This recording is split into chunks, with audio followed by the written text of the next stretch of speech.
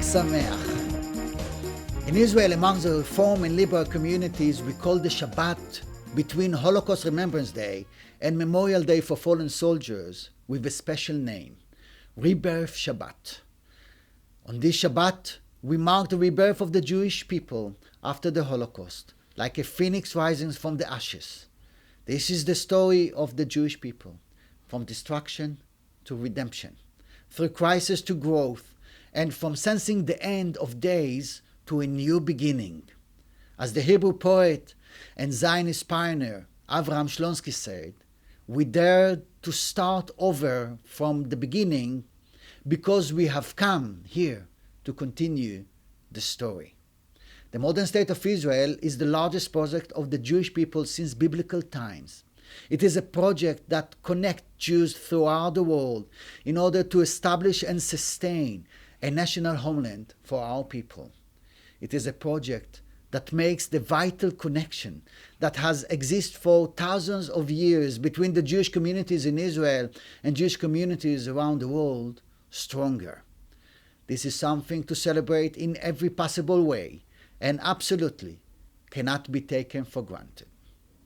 Looking back at the Jewish history, we see how after King Solomon's rule, our people split into the kingdoms of Israel and Judah. And we see the destruction of the Hashmonaim sovereignty from the Hanukkah story after less than 80 years of independence. We cannot but be concerned and anxious seeing similarities today in the modern state of Israel, this third time in our people's history. On Yom Kippur, 1935 in Germany, only 3 weeks after the Nuremberg laws, Rabbi Dr. Rabbi gave a sermon at the Kol Nidrei service. He described the Jewish people's hopeless situation during the darkest time in human history and in the history of our people. But he also spoke with deep faith in the divine and in humankind, spoke, expected, and acted in order to bring tikkun olam and social justice to society.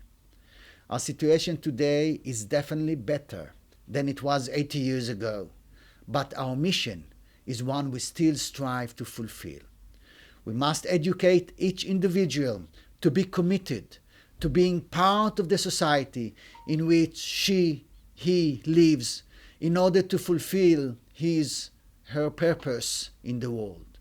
We must raise a generation of leaders dedicated to human rights, devoted to the values and vision of the prophets of Israel, and to meeting the greatest challenge we face here today, ensuring the state of Israel is both Jewish and democratic.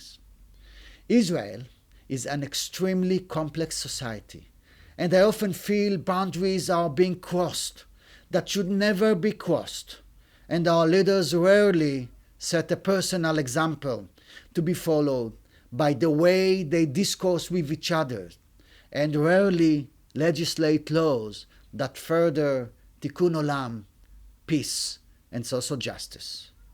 Our educational and spiritual task today is not any easier than it was in the past, and possibly is more complicated.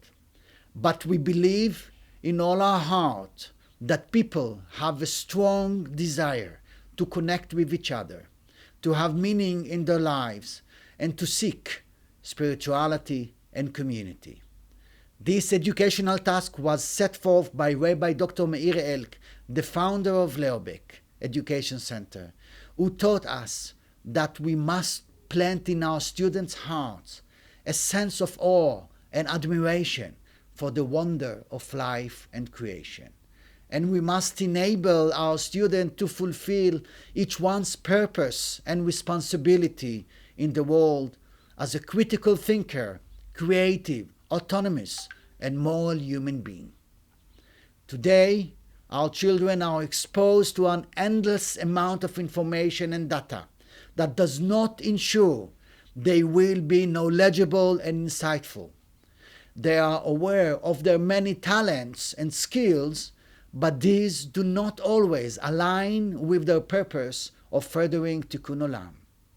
They are expert in communication, and have thousands of friends on social media, but not always to hold an in-depth conversation about their feelings, life, and how to connect to the soul of a true friend. Our independence will be dependent on our mutual investment in educating our youth to be autonomous, yet a generation that takes responsibility for life. Yom Ha'atzmaut Sameach. Happy Israel Independence Day.